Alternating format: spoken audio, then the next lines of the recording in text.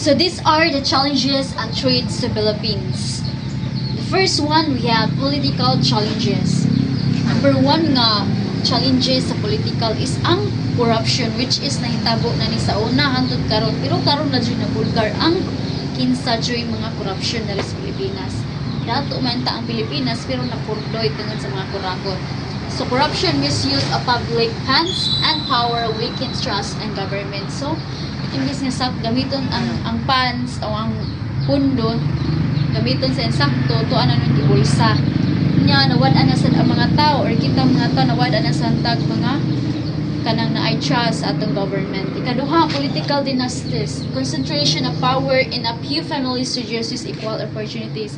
Political dynasties meaning kanang mga family nga politiko, dili sila ganahan nga agilahang pisto isihatag nila sa lain. Gusto nga sila ra gyud ang makaangko na nga posisyon nila, sila din sila gusto nga ihatag ang ilang posisyon sa lain, dili sila ganahan mohatag og opportunity sa lain. Katulo, slow justice system, court cases take many years, affecting fairness and accountability. So nagkahinay ang sistema sa hustisya. So ang mga kaso niabot pag mga pila ka years ay pa na natagaan ang hustisya. So makaingon ng mga tao nga dili fair kay wala man lihok dayon.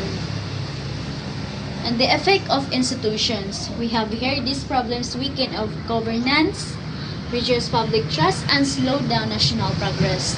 Next, the second one, we have educational challenges. So unsa mga challenges sa educational? We have, first one, we have lack of facilities. So buwang ang mga sub-schools lang, classrooms, books, ang learning materials. So sama karon sa mga na-experience, ako nag-eskwela ko ron, mga na-experience nga wala dyan may taron nga rooms kay nangaguba sa Bagyo. So wala pa ga may rooms, manang dili tagala ang klase. Sumul po na isa sa problema namo. Ikaduha is teacher shortage. So na-experience sa po ni namo during our karon nga semester kay nami isa ka subject nga wala dyan may maestra pa na mutong nadugay si abot mutong nadili agamang mga lessons. Katulo, we have learning gaps. Students struggle in reading, math, science, especially after pandemic. So, especially after pandemic. So, usa na po dadto sa nadakto na apektuhan. Kay self-learning ra mga itong during pandemic. So, mga estudyante wala na gana mo kuan, labi ng mga bata pa, wala nakajiga na sila mo magtuon kay magsalig na naman sila sa AI. Mag-search na naman sila sa Google o say answer. Nandiya. Kung abot sa math, ang science, labi na sa math, nga bata kay og sakto ba ni or dili. So murang mo baba jud ang performance sa isa ka estudyante. So the effect on institutions. So yang isa man iyang effect.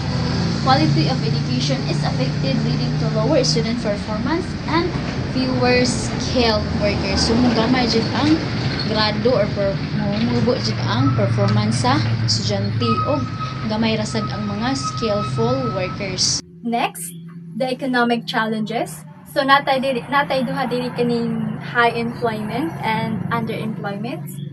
So not everyone finds stable jobs. So natay poverty and inflation. So kaning poverty is millions of Filipinos still struggling financially. Then ang inflation is money siyang rising prices make daily life harder. So we have here kaning effects of institution. So weak economic institutions slow down the country's growth and make it harder to reduce poverty. So natay social and cultural challenges, kining inequality, cultural erosion, and social conflict. First, kining inequality is mani siya ang social and economic gaps between rich and poor.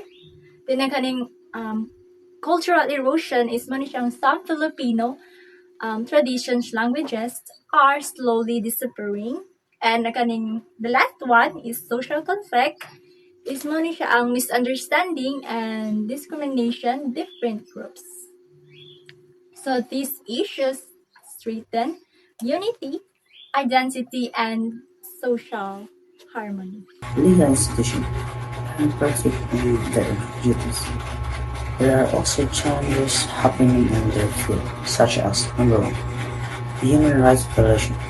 Cases of abuse by individual or authority affect public safety and dignity. Number 2, weak law enforcement. Some law are not strictly implemented. They are other law nga wala nila matarong pag-implement or wala nila maka more effectively. Maybe because wala nila makatagan og pansin. Number 3, case backlogs. Courts have too many pending cases and delay justice. They is very common here in the Philippines. Kay hinay ato ang justice system, just like nahitabo currently here in our country. The Ghost Project na issue. Until na wala paghihapon nila mapa-hold accountable ang mga crocodiles since our justice system is very low. Until now, there is no justice being served to all Filipinos. Overall impact of these challenges. If pareho lang gihapon nga inani ang legal system, legal institution will become less effective. Dili na masalig ang mga tao. We won't be able to see development in our country. And everything in society will become more unstable. Imagine how chaotic our country will be if legal institution is not functioning effectively in our community. Strengthening all institutions is important to ensure fairness, progress, and a better life for every Filipino.